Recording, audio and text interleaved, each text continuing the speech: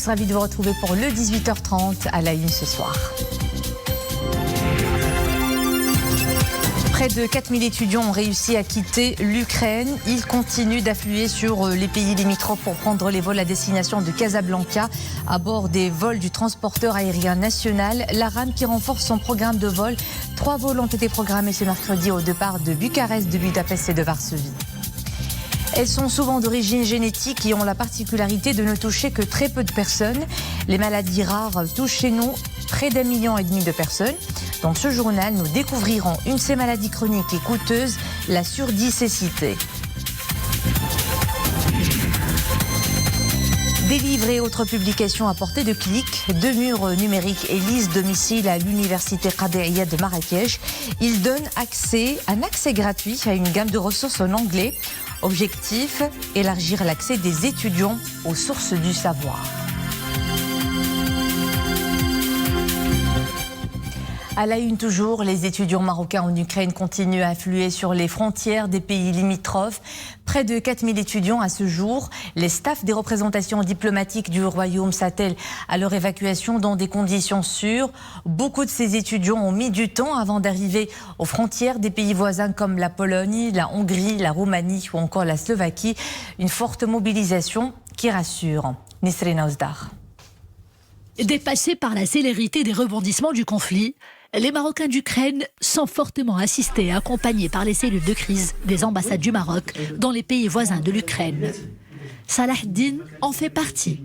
Il est aujourd'hui soulagé, mais très atteint physiquement et moralement. Il est actuellement dans la capitale slovaque en attendant son vol vers Casablanca. Personnellement, j'ai été fortement accompagné de bout en bout pendant ce long périple qui m'a enfin permis d'atterrir à Bratislava. J'étais très malade. Je recouvre à peine ma santé. Je tiens à exprimer toutes mes marques de gratitude à toutes les personnes qui m'ont tendu la main. Dénouement heureux pour Doha. Elle vient d'arriver à Budapest après un long voyage. Étudiante en médecine dentaire à Cracovie, cette jeune de 23 ans est certes rassurée de pouvoir enfin retrouver les siens. Mais l'arrêt brutal de son parcours académique l'attriste. J'ai tout perdu. J'ai perdu mes études, j'ai perdu tout ce que j'avais. Donc, c'est assez difficile la vérité, mais j'espère que tout va s'arranger. J'espère que tout va s'arranger. Le parcours, il était très très difficile. Mais ça va passer. Donc, voilà, là je me retrouve actuellement, comme j'ai dit, à l'aéroport. Et Inch'Allah, pour un nouveau commencement et pour un nouveau début. Et j'espère que, Inch'Allah, kul shay yataawad, bi'idhnillah. En Pologne, en Roumanie, là encore, aucun effort n'est ménagé pour apporter soutien et réconfort aux Marocains d'Ukraine. La situation a été tellement tendue. Il y avait beaucoup de monde et beaucoup de tensions dans le point de transit. Mais les responsables de l'ambassade du Maroc en Pologne ont fait le nécessaire pour que nous fassions un bon voyage. Ils nous ont procuré gîtes et couverts. Tout se passe bien.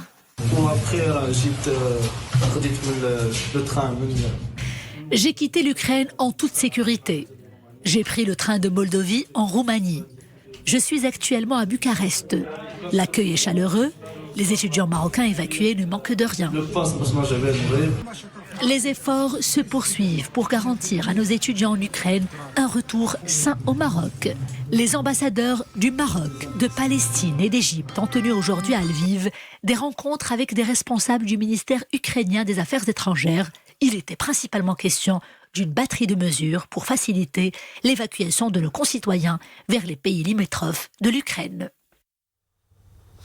Et pour faciliter le retour au Maroc, la Royal Air Maroc a aujourd'hui annoncé le renforcement de son offre en faveur des Marocains établis en Ukraine à partir d'aujourd'hui, avec 2 nouveaux vols samedi prochain au départ de Košice en Slovaquie et Varsovie vers Casablanca. Ces nouveaux vols seront effectués au même tarif fixe de 750 dirhams, toutes taxes comprises. Ils s'ajoutent aux 3 autres annoncés hier par le transporteur national pour demain et après-demain au départ de Bratislava, Bucarest et Budapest vers Casablanca et aux 3 vols programmés pour ce mercredi au départ de Bucarest, de Budapest et de Varsovie, toujours à destination de Casablanca. Et puis sachez que l'Assemblée générale des Nations Unies vient d'adopter une résolution qui demande le règlement pacifique immédiat du conflit entre la Russie et l'Ukraine, notamment à travers le dialogue politique, les négociations et la médiation. Votée avec 141 pour, 5 voix contre et 35 abstentions lors d'une session extraordinaire d'urgence. La résolution exhorte les parties au conflit à respecter les accords de Minsk et à travailler de manière constructive dans les cadres internationaux pertinents en vue de leur pleine mise en œuvre. L'Assemblée générale de l'ONU a également réaffirmé son attachement à la souveraineté, l'indépendance, l'unité et l'intégrité territoriale de l'Ukraine à l'intérieur de ses frontières internationalement reconnues, s'étendant jusqu'à ses eaux territoriales. La résolution exige aussi que toutes les parties autorisent un passage sûr et sans entrave vers les destinations en dehors de l'Ukraine et de faciliter l'accès rapide à l'aide humanitaire pour les personnes dans le besoin en Ukraine, pour protéger les civils, y compris le personnel humanitaire et les personnes en situation vulnérable. La lutte contre le terrorisme ne faiblit pas au Maroc. Le Bureau central d'investigation judiciaire a interpellé tôt ce matin un extrémiste de 27 ans dans les environs de Tata. L'individu est affilié à l'organisation dite État islamique et il est interpellé pour son implication présumée dans la préparation de l'exécution de plans terroristes aux ramifications transfrontalières dans le cadre d'un projet collectif visant à porter gravement atteinte à l'ordre public. Nesrine El Hamdaoui pour les précisions. L'interpellation a eu lieu tôt ce matin à la Caïda d'Alougoum, relevant du cercle de Foumsguide, aux environs de Tata. Elle s'inscrit dans le cadre d'opérations sécuritaires continues, entreprises par les services de la DGST, avec comme objectif de neutraliser les dangers des organisations terroristes visant la sûreté du royaume et la sécurité des citoyens. C'est ce qu'indique un communiqué du BCIJ. Selon les premiers éléments de l'enquête, le mis en cause, âgé de 27 ans, a téléchargé et collecté plusieurs contenus numériques de sites extrémistes en vue de s'informer sur la nature des produits et préparations se trouvant sur le marché et qui sont utilisés dans la fabrication d'explosifs. Le suspect cherchait également à avoir une idée sur la conception d'engins explosifs en vue de les utiliser dans des opérations terroristes à l'aide d'une voiture piégée.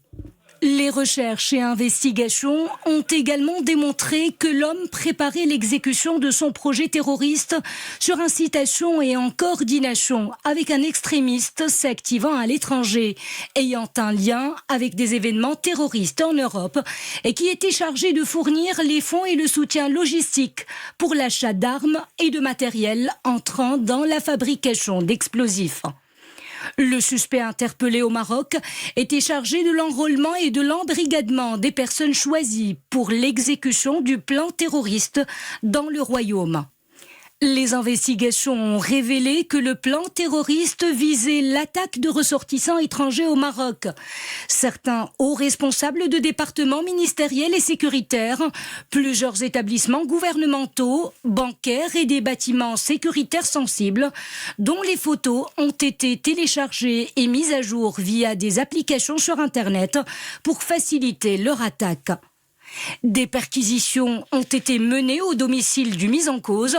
Elles ont permis la saisie de quantités diverses de substances suspectes entrant dans la fabrication d'explosifs, à savoir le soufre, la poudre de charbon, une quantité d'engrais, une balance électronique, de matériel informatique contenant des données numériques sur la manière de fabrication des explosifs et d'affiches à caractère extrémiste, ainsi qu'un manuscrit faisant guise de testament où le suspect menace d'exécuter des opérations terroristes.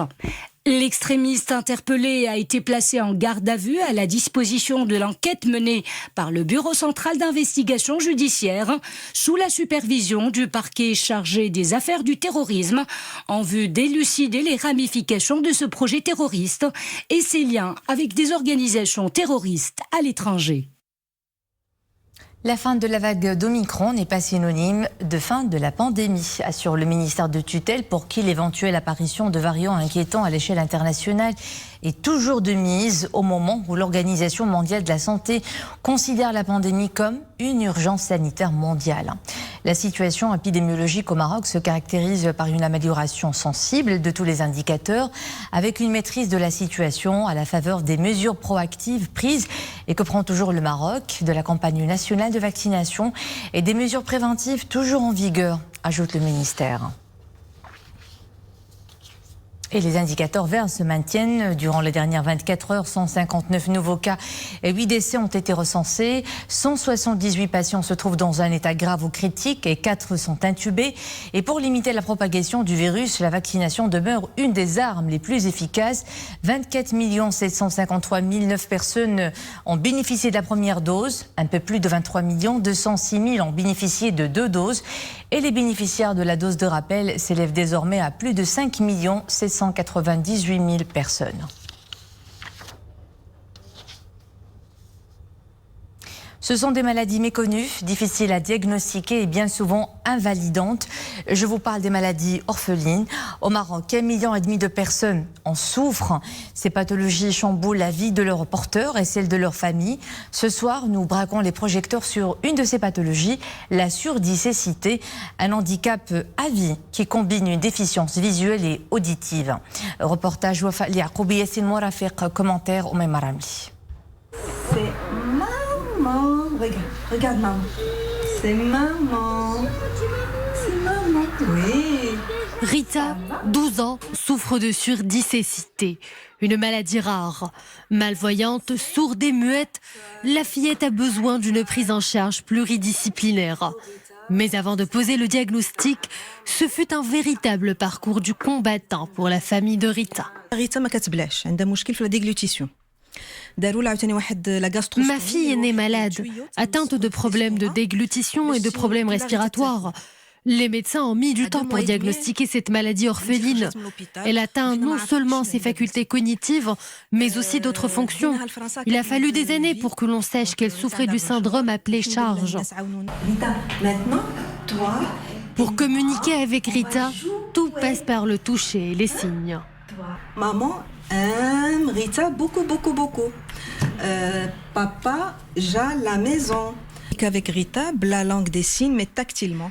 Rita est aussi atteinte de surdité aiguë. La communication passe par le langage des signes. Son père et moi avons appris ce langage pour stimuler notre fille. Très handicapantes, les maladies orphelines se manifestent généralement dès la petite enfance. Rarement curable et difficile à vivre, c'est tout le quotidien d'une famille qui est chamboulée. هي اصلا كتكون مزمنه تقدميه غادي كتزاد في الحده ديالها. Les maladies rares sont chroniques. Leur intensité augmente avec le temps. Seuls 5% de celles connues ont un traitement médicamenteux. Malheureusement, nous ne disposons pas de tous les traitements.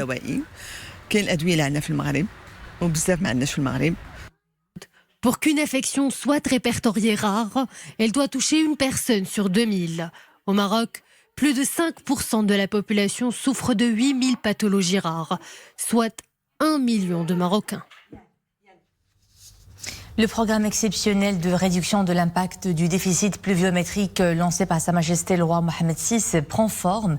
Dans la province de Midelt, le ministre de l'Agriculture, de la Pêche maritime, du Développement rural et des eaux et forêts a procédé au lancement de ce programme pour la région d'Arat et Filed.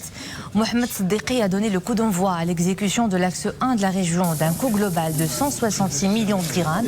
La composante relative à la protection du capital animal comprend la distribution de près de 400 000 quintaux d'or subventionné avec un prix fixe de 200 dirhams le quintal au profit de 95 600 éleveurs.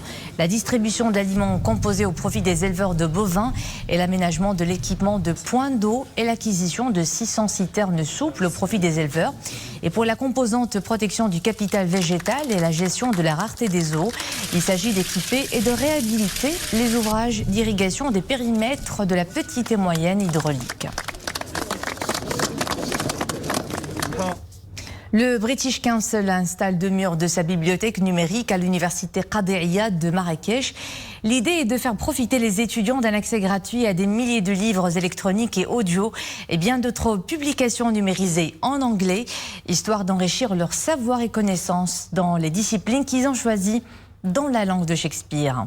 Amina Allam, Mu'tasim Billah El-Bouazzabi, Zakaria Mouqin Billah et Souad Anachad. Un simple smartphone ouvre un véritable sésame aux étudiants de la faculté des sciences de Marrakech. Ils peuvent, via ce procédé, se connecter à la bibliothèque du British Council. La procédure est simple, il suffit de scanner le QR code imprimé sur un papier peint. Le mur offre un accès gratuit à une gamme unique de ressources en anglais. هي واحد المكتبة رقمية كتوفر فيها واحد المجموعة قيمة من الكتب. La bibliothèque numérique du British Council offre un accès gratuit à une collection unique de milliers de livres électroniques, livres audio, podcasts, journaux, magazines, uniquement disponibles sur cette plateforme. Il suffit d'avoir un compte pour avoir accès à des ressources illimitées de livres, de films et de podcasts. كيكون عندك لاكسي لأي حاجة بغيتيها. 100 000 livres électroniques de la bibliothèque du British Council couvrent un spectre large et diversifié de disciplines. L'institution culturelle britannique a déjà installé des murs de bibliothèques numériques dans 7 universités publiques à travers le royaume, au profit de 10 000 étudiants. To the appetite in Morocco for Nous voulons contribuer à enrichir leurs ressources en anglais au profit des jeunes Marocains. On leur a présenté des ressources numériques illimitées dans tous les domaines, accessibles à travers leur téléphone et leur PC, afin de les aider dans leurs études. Unlimited resources in all subject areas for young Moroccans to further their studies. Un autre mur, similaire, a été installé à la faculté des lettres et des sciences humaines à Marrakech. Et pour finir, un coup d'œil sur les couleurs du ciel. La neige est de retour après-demain vendredi dans les provinces différentes. Zaboulmen, Sfro et Gressive. De 10 à 20 cm sont prévus. Et puis, de fortes rafales de vent de 75 à 90 km/h sont prévues à Al-Husseima, Berkane, Oujda, Jarada, Nador, Figuig, Taourir, Driouch, Midelt, Gelmim et Safi. Et c'était le mot de fin de cette édition. Merci à vous de nous suivre. À 20h30, l'info est de retour avec Emrim Laoufir. Bonne soirée.